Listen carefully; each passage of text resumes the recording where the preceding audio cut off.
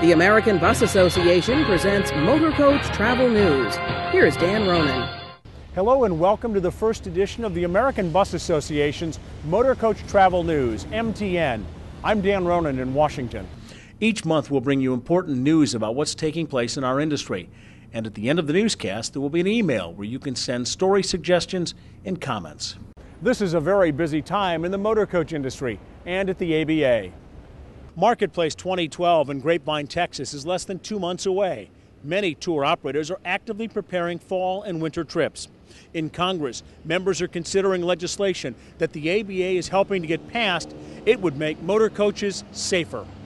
And sometimes it seems the industry is under constant scrutiny in the media and by regulators. The National Transportation Safety Board is out with a new report and safety recommendations concerning the safety of curbside motor coach companies. The NTSB says the rapid growth of the curbside companies is making it challenging for regulators to effectively regulate them.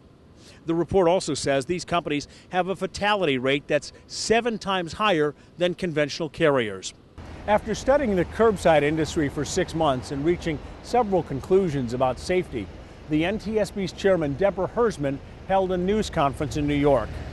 What we found that in general, bus travel is very safe. Here are some of the key points in the report. The NTSB is concerned, however, that the Federal Motor Carrier Safety Administration is overburdened because of the industry's rapid growth. Smaller, newer companies have higher accident rates. And there's a lack of transparency between some bus companies with online, unregulated brokers.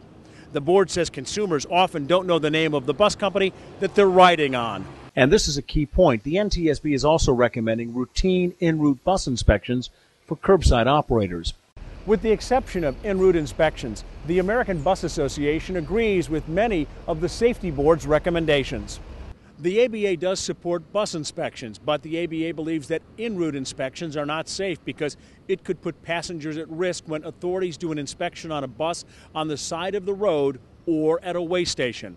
Instead, the ABA believes inspections should be done before passengers ever get on the bus.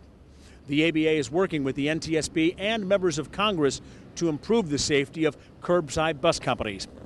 The ABA also agrees with the NTSB and New York Senator Charles Schumer that more must be done to get illegally operating bus companies and those drivers off the road, specifically looking at companies that operate with multiple DOT numbers, often shifting coaches from one DOT number to another.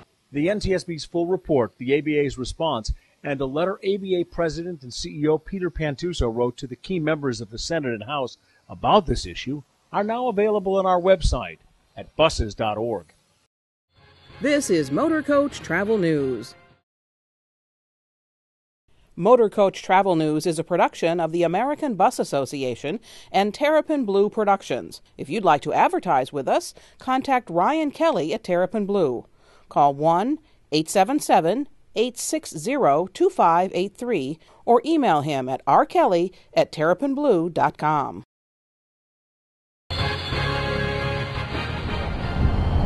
Now an update on motorcoach safety. Joining me is ABA President and CEO Pete Pantuso.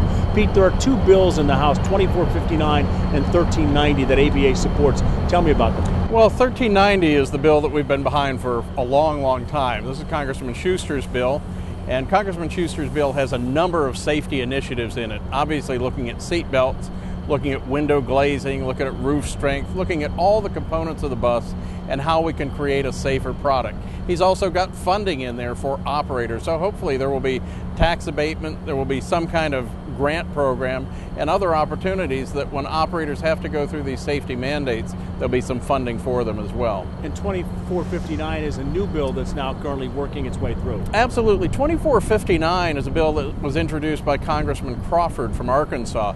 I just met with the congressman this morning, and it's really looking at safety initiatives of drivers, and in particular, drug and alcohol testing, setting up a national database to be able to know when a driver is not in compliance and track those drivers from state to state or region to region in the country. First bill of its kind, and it's something we would wholly support.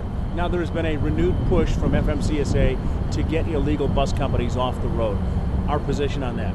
Well, we've always agreed that getting the illegal bus companies off the road is first and foremost. I mean, you can have a lot of safety mandates, and many of them are very, very good, but you don't want somebody getting on an unsafe bus run by an unsafe company to begin with.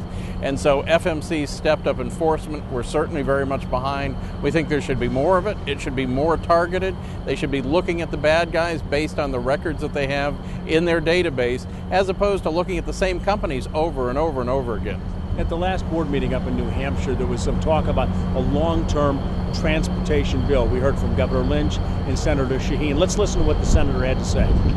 I am very supportive of a long-term reauthorization of the surface transportation bill. I think it's long overdue, and as we're looking at how do we put people back to work, it seems to me that this is one of the areas where we know it could have some impact. With that in mind, with what the senator just said, now that we hear that, are you optimistic that there is at least the process has started to get a 6-year, a long-term bill approved? Yeah, no question about it. I mean, Congress has got a renewed interest in transportation reauthorization.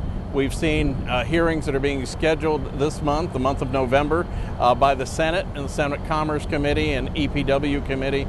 We also see statements coming out from the House Transportation and Infrastructure Committee that they're very much engaged. So right now the existing Transportation Act, if you will, runs out in March. No question they're trying to meet that March deadline and have a new law in place by then. And you've had some meetings on Capitol Hill about this as well, just as recently as the day we're taping this. Yeah, absolutely. We've had a lot of meetings with members of Congress trying to get their sense for timing, moving bills forward. We want to make sure that the pieces of legislation that we're interested in, whether it's the Schuster bill or the Crawford bill or any of the other components that affect the motor coach industry, that our pieces are in those bills, and they are right now. Pete, I understand that we've also had a significant retirement in Congress concerning a member from Massachusetts who's been very influential in the motor coach industry. Absolutely. Yeah, we just heard that Congressman John Olver from Western Massachusetts is going to be retiring at the end of the next session, next year in 2012. And it's a big, big loss to the industry and to Congress. Congressman Olver was chairman of the Appropriations Subcommittee on Transportation. He's currently ranking member on that committee. Many of the grants that the industry's received for wheelchair lifts, for security money, have come because of Congressman Olver's direct involvement with our industry. He's one of the most brilliant members of Congress, and it's going to be a big loss not only to ABA, but to the industry as a whole, and certainly to Congress. And served almost 20 years in the House. Yeah, almost 2 decades, and just a stalwart for good legislation and for this industry. And we're going to miss him terribly. Thank you. ABA President and CEO Pete Cantuso joining us on the inaugural edition of Motorcoach Travel News. This is Motorcoach Travel News. Crazy Dave here. While I may be crazy most of the time, here at Mobile View we are serious about safety. While driver cell phone usage and texting is a rising problem, it is not here at DC Trails. With our real-time driver surveillance, drivers' habits can be remotely monitored to assure safe driving. Here at DC Trails, Mobile View ensures that safe driving is recorded and rewarded. Be safe, be secure, be in view. Mobile View.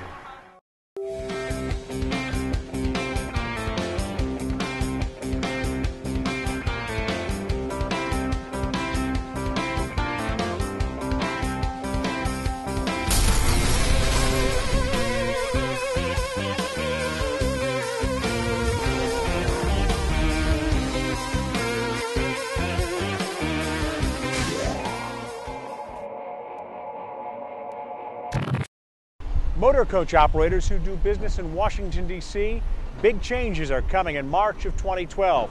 More on that in a future edition of MTN. Greyhound, Bolt, and Megabus, they're moving their operations here to historic Union Station. For charter and tour buses, there will be even more limited parking. You'll have to find alternatives in the new New York Avenue lot. More on the changes in a future edition of Motorcoach Travel News. Congress is considering changes to the Essential Air Service program. In these tough economic times, a new study for the ABA shows the federal government could save nearly $90 million a year if competing bus service were used in many smaller communities instead of airline service. The full report is on our website at buses.org. By now, you should have received this letter and a DVD from the Transportation Security Administration. After September 11th, the TSA was told by Congress to find and close the so-called vulnerability gaps in the nation's transportation system. The required training program on the DVD for frontline employees was created to meet the demands for the over-the-road buses. The ABA supports this. We need to harden the entire industry. If it's perceived by people who want to do bad things that this is not a good place to look because we're watching, then they look elsewhere. And the fact that the security training program that they're offering was designed and developed by the industry for the industry, rather than having government develop something that may or may not work for the industry. That's what's key here. The full letter with email links to the Department of Homeland Security and ways to report suspicious behavior as part of the TSA's First Observer program are on our website, buses.org. Now some important news about ways to grow your travel and tour business. GroupConnect.com is the online tool for ABA and Ontario Motorcoach Association members to build itineraries using our members. It's now available to non-member tour operators and travel agents. CharterBusConnect.com celebrates its first anniversary in November. In just 1 year, nearly 600 bus operator members received opportunities for new business. The site is moving up in the search engine rankings. GroupTravelConnect.com is the online member search engine for the ABA. It's the marketing and advertising backbone for ABA members. You can purchase enhanced listings to increase your visibility and provide more information about your business. The top destinations to celebrate the holidays are coming up next when Motorcoach Travel News continues.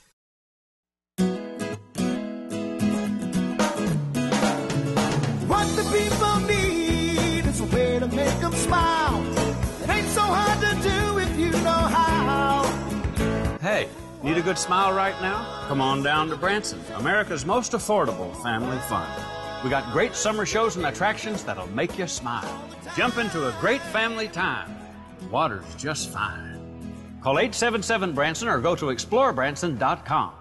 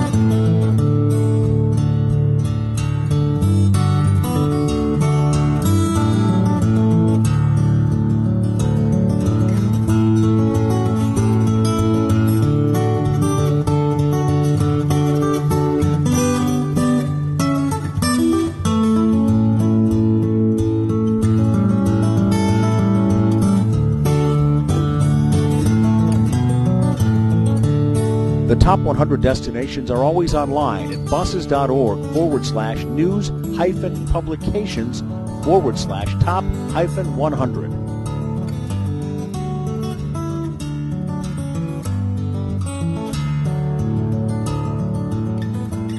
At the top of the broadcast, I mentioned that we're always taking story suggestions and comments, so go ahead and drop us an email at mtn@buses.org. That's mtn@buses.org. Next month on Motorcoach Travel News, we'll have a preview of the ABA's Marketplace coming in January 2012 to Grapevine, Texas. That edition of MTN will be available around December 15th, sent to you via email, and it's always available at buses.org. I'm Dan Ronan in Washington, D.C. Thanks for watching the inaugural edition of Motorcoach Travel News from the American Bus Association.